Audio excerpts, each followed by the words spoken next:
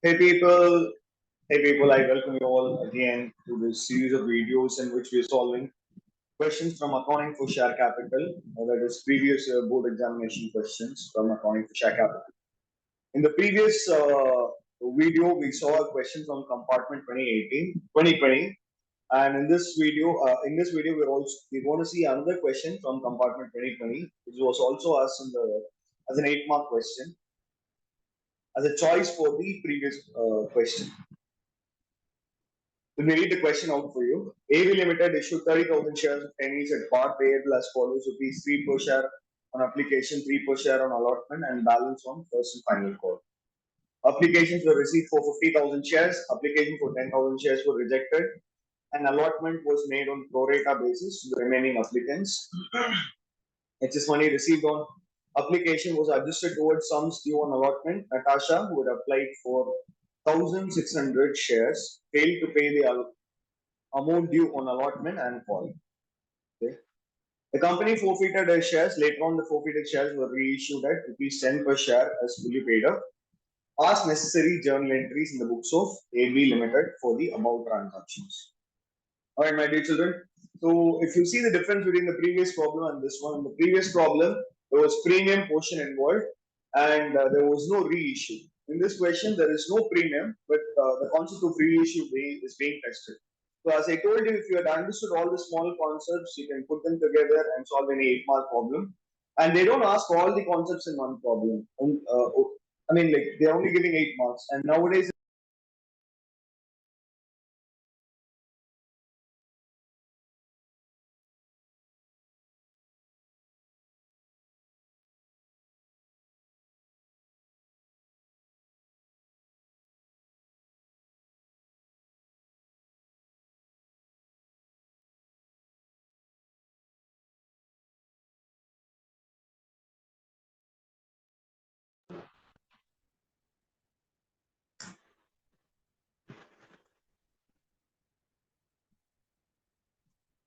serial number, date, particulars, ledger, folio, debit.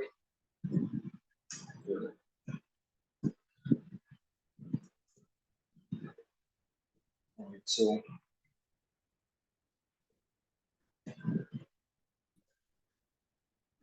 the first journal entry, as we all know, is receiving the application money. Bank account debit to equity share application account. It's pretty straightforward, my children. Mostly. Sometimes this can get tricky to the first entry, as it will get tricky in the upcoming videos. I'll solve problems in which even the first entry is tricky, but otherwise it's pretty straightforward. Application money receipt. Alright, so it's 3 rupees per application, and applications were received for 50,000 shares, and therefore the total application money received would be 50,000 into 1 lakh. Alright, the next thing to do would be allotment, which is the most important entry in problems like this. Equity share application account debit to equity share allotment account. Sorry, equity share capital first always. And the excess application money was to be adjusted against sums due on allotment. Right? So that will also be credited to equity share allotment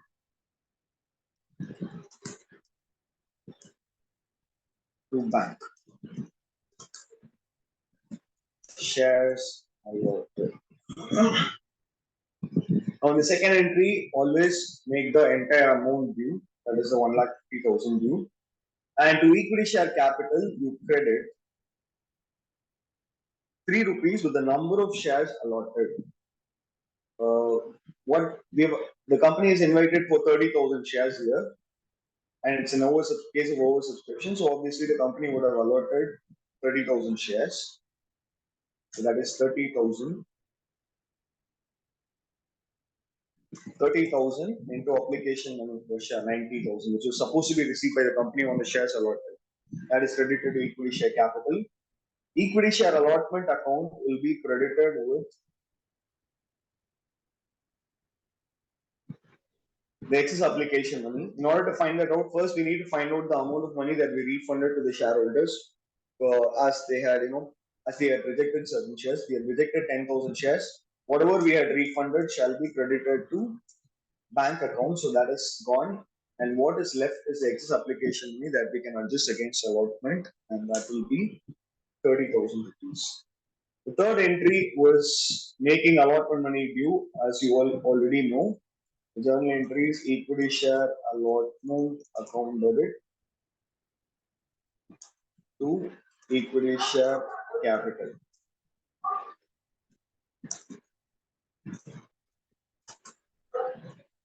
Allotment money made due. The allotment money will be made due on the entire allotment money will be made due on the shares allotted, irrespective of whether there is excess application money or not. So we've allotted 30,000 shares and 3 rupees is allotment money per share that we're supposed to make due. Therefore, 30,000 into 3 will be made due. Understood? Now comes the tricky part. That is, Natasha, a shareholder, who had applied 4,600 shares, did not pay the allotment money.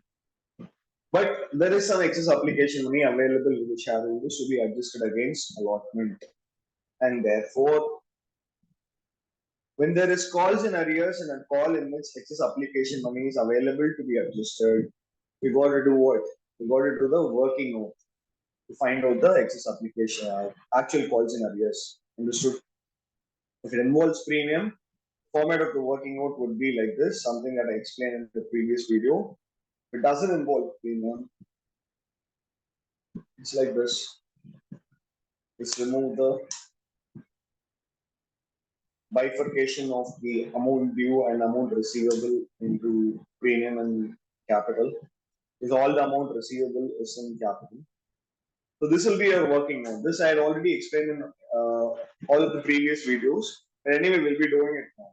First, we find out the excess application money per share. We know from the second journal entry that the excess application money available to be adjusted against allotment is 30,000. Am I right or not, my dear student? So that 30,000 will be divided by the total number of shares allotted on pro rata basis, which is also 30,000. So it is 1 rupee per share.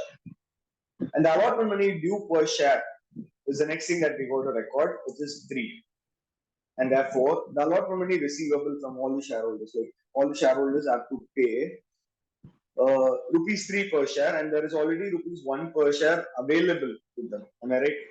So the allotment money receivable would be what? 3 minus 1, which is 2. Total calls in arrears will be the number of shares held by Natasha multiplied by the amount receivable per share on allotment. Now, have they given the number of shares held by Natasha in this question? Unfortunately, they haven't. What are they given? They've given the number of shares applied by Natasha. So what do? We multiply and write the number of shares applied by Natasha, and in the denominator, we write the total number of shares allotted on pro rata basis. That happens to be 40,000. You see, there was 50,000 there were 50,000 applications, but 10,000 of those applications were rejected by us. Am I right? Which means what? The remaining 40,000 applications are only open, which was to whom you made 30,000 shares. You allotted 30,000 shares on pro rata basis. Am I right? So only 40,000 applications were got pro rata allotment, and the number of shares that you allotted on pro rata basis, you write in the numerator. And then when you cancel this, you can find out the total number of shares allotted to Natasha. So that is 3 by 4 into 1,600, which will be 1,200 shares.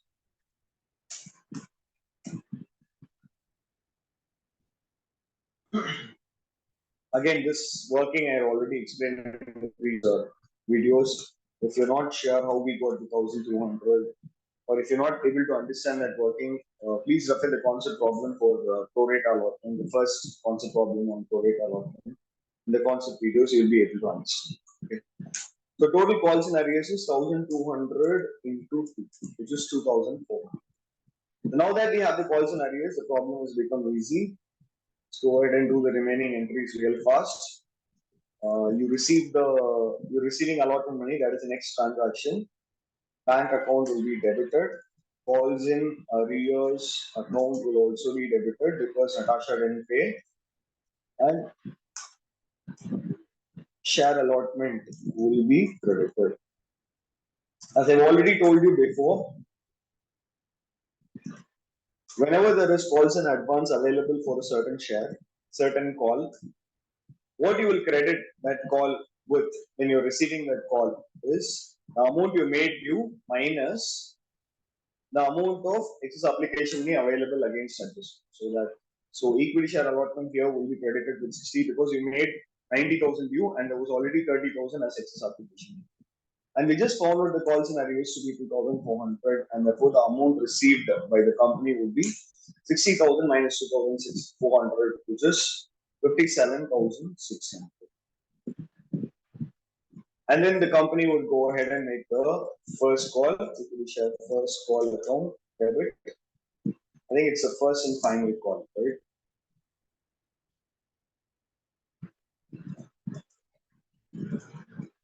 Equity share first and final call account debit to equity share capital.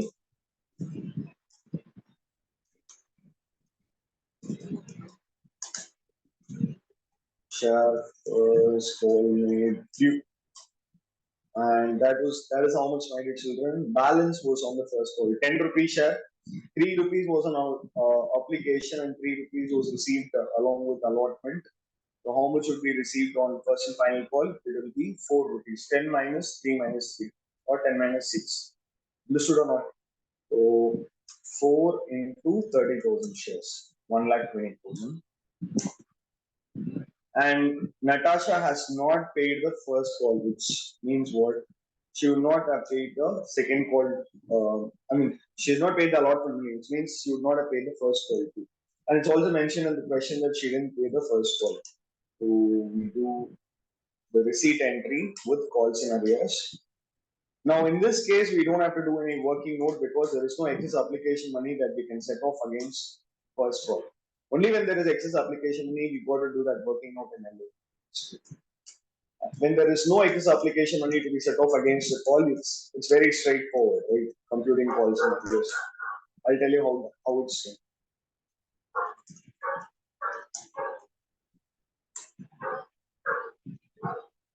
Credit the call that you have to receive with the entire amount due.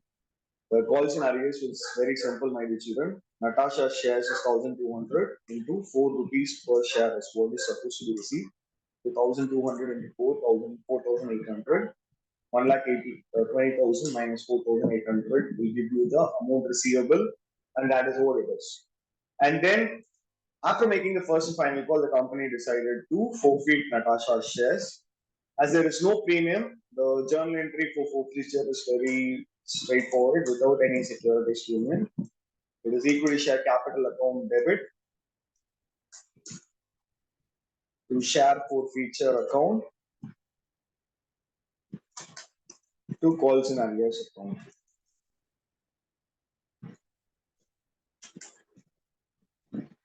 Shares forfeited. Alright, so equity share capital will be debited with the amount called up. The number of shares that we're forfeiting is 1,200, and the entire 10 rupees has been called up. So it will be 1,200 into 10, which is 1,200 into 10, 12,000. The amount to be credited to forfeiture is the amount that Natasha has paid. And let's first find credit calls in arrears because that is easier. We've already debited calls in arrears twice. Once 4,800, and then receiving the first call, and prior to that, we had debited calls in arrears with 2,400 and receiving the second call. So 7,200 is the total calls in arrears. The amount paid by Natasha would be 4,800. Understood or not, my children? And then they move on to make the next journal entry, which is reissuing these shares as given in the question. What do the questions say? Later on, these forfeited shares. It's a good thing that all the forfeited shares are reissued. Were reissued at rupees 10 as fully paid up. So these shares have been reissued at par, neither at premium nor at discount. When the shares are reissued at par, the journal entry is bank account debit to equity share capital account. Natasha shares reissued 1,200 shares were reissued for rupees 10. Alright, so that will be 12,000 as fully paid up. Fully paid up means face value paid up, which also happens to be 10. And now we got to pass journal entry for transferring the profit on reissue to capital reserve account. Journal entry share forfeiture account debit to capital reserve account profit on reissue. Now, usually we do a working note to solve this, but as I told you already in the previous video also, if you are reissuing entirely, if you're making a full reissue of all the shares forfeited, there is no need for you to do the journal entry for working note for finding out the profit on reissue. It's very straightforward. It would be the profit on reissue would be the profit on forfeiture, which happens to be 4,800. The amount credited to the share forfeiture account when we forfeited the shares, or the amount paid up on Natasha's shares, minus the loss on reissue if there was any. But in this question, as you can see, the shares have been reissued at par, which means there is no loss. So the entire 4,800 is a profit on reissue, and then thus we come to the end of this problem also. Okay. So they've asked this as an 8-mark question, but it's very simple. Once you do the working note in LO and find out the quotient amount, everything else is just a cakewalk. We can easily solve within no time. It has taken me so much time only because I'm explaining and solving the problem. But if you already have the knowledge of how to do it, and if you knew what to look for in the question, then solving this is actually very easy. And also, my dear children, I started this channel to help my students specifically, but I thought I'll do it in English so that it might reach a wider audience and might help a bigger pool of students. And I hear that YouTube algorithm works better if you people like, share, and all. It recommends my videos to more people. If you're finding this useful and if you're finding this helpful for you to solve the problem, so understand the concepts. If you're finding my videos helpful, kindly press the like button and share, and then please subscribe to my channel. It'll actually help me grow bigger and help more and more students to understand the concepts. Right? We'll see you guys with another problem, with another previous problem in another video. Till then, you people take care and have fun. Bye.